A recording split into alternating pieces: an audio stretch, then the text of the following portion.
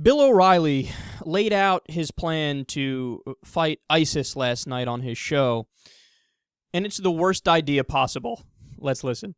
First of all, there is not a single credible military person who thinks the ISIS terror group can be defeated without ground forces. So, we need ground forces. However, the American people, perhaps rightly so, don't want to send any more of our troops into these chaotic countries. But what about a mercenary army? Elite fighters who would be well paid, well trained to defeat terrorists all over the world. Here's how it would work. The fighters would be recruited by America and trained in the USA by our special forces. U.S. Army rules of engagement would be followed, strict discipline formed by the Geneva Convention. America would be in charge of selecting who makes the cut and how they are deployed, with an eye on a 25,000-person force. American and NATO officers would lead the mercenary army, and the USA would also provide logistical support, basing the first trained soldiers in Kurdistan. The force would be called the Anti-Terror Army, and the cost paid by the coalition that President Obama is trying to put together. That means all countries that want intelligence and protection from the USA and NATO would have to chip in. If they don't pay, they get no help. The elite force would be English-speaking, and because paychecks would be issued, soldiers currently in armed forces around the world would not be eligible. Only American and NATO officers in command would be exempt from that. Each soldier would sign a contract, a 3-year commitment, and again, they would be highly paid. You know what he's describing, right? That's Blackwater. That's Blackwater all day long. Or should I say Z? Because Blackwater, of course, changed their name because they had so many scandals. It went from Blackwater to Z to Academy, I think. And they probably, I don't know, they may have changed it 412 times since the last time I checked. But that's what he's advocating for. His answer is to fight ISIS for profit. Oh. Because that worked so brilliantly in Iraq. Right, Bill? The biggest fuck-up that we had in Iraq and Afghanistan, it's widely understood and accepted that it was doing private security forces like Blackwater and others, because what did they end up doing? They just violated international law, and they violated the military code of justice, and they were able to do it with impunity. Why? Because they're not part of the military, so they're not governed by the same process. Now, to be fair to Bill O'Reilly, he did throw in there in the middle of the rant that they should abide by the Geneva Convention, so at least he's trying to find some sort of legal context and framework for them to function within. But, empirically speaking, the, private military groups, they don't fall under international law. That only governs states, nation states.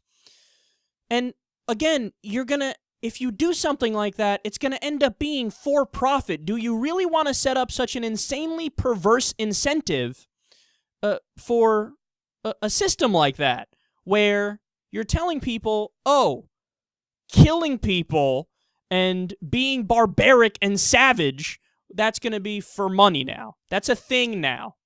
So if you want to get together a private army and then we'll just send you around the world to do all this killing, totally awesome, rad, go for it. Now imagine for a second if other countries did that. Imagine if Iran got together a private army and just sent it out wherever for their own purposes. Any country, it doesn't have to be Iran, it doesn't have to be somebody who's our enemy, but fuck, imagine if Greenland did that. All of a sudden, we'd be talking about how Greenland is acting a little fucking crazy, aren't they? Calm down, guys. By the way, do you know what mercenary armies or private armies are referred to when we don't like the people doing it? Warlord groups. You have one warlord, the head of the private army, and then everybody else underneath him. So when other people do it, oh, crazy warlords, insane, these guys aren't civilized, they don't even do it through a state they're fighting, they have little warlord groups. But when it's us, it's just a private army. That's all it is. It's amazing, our double standard. You want to know where they have a system like this, where it's just like, okay, send around for-profit troops. You want to know where they do this? Somalia, where there's no centralized government, no stability, and you have different warlord factions duking it out 24/7. But Bill O'Reilly wants to open the door to do this to fight ISIS. Now, here's the thing. This is why it's so nefarious.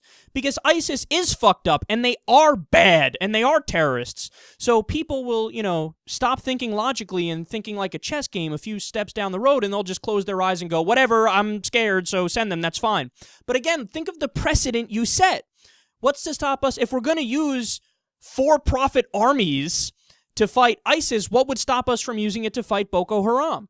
What would stop us from using it to fight al-Nusra Front, or al-Shabaab, or Ansar al-Sharia, or the Taliban? What would stop us from using it to fight anybody who we automatically deem as an enemy? Nothing, right?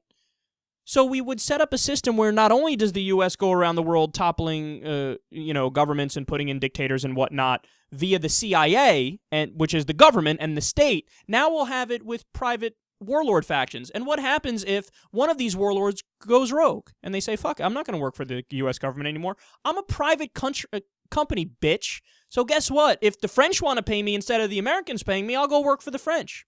Look at the doors you're opening up, and he doesn't even realize it because he's not a deep thinker. He's not a deep thinker. And here's another really important point about this. He acts like, and he says it there, well, what do we need to defeat ISIS? We need ground troops to defeat ISIS. So let's use ground troops, but private ground troops. You can't defeat ISIS. You're not going to defeat ISIS any more or less than you defeated the Taliban and Al-Qaeda. It's like a game of whack-a-mole. You hit them in one area and they pop up in another area in the Middle East. That's the way this works. Why? Because terrorism in this respect is a lot like murder, is a lot like robbery. It's a tactic. It's not a singular group. It's not a nation state like the Nazis where you can, if you defeat the Nazis' Navy and Air Force and military, you defeated them. You can't do that with terrorism because if it's not ISIS, the next time it'll be Boko Haram. The next time it'll be Ansar al-Sharia. The next time it'll be a random group in Indonesia that's just getting started right now. So you can't defeat an ideology. It's just a matter of containment. How do you make it so that they do as little damage as possible, and how do you make it so that we are less of a target? And honestly, the way to do that is maybe there's a small case to be made for every once in a while you do special forces, every once in a while you do targeted, limited drone strikes through the UN and NATO and with constitutional approval, because that's how you go through due process. But outside of that, we should really mind our business unless there's an imminent threat of attack against the United States. Because then we would be the ones opting for the first strike, which is the Bush Doctrine, and that opens us up to more terrorism as we learned in the past, which is a fact that goes directly over the head of a guy like Bill O'Reilly.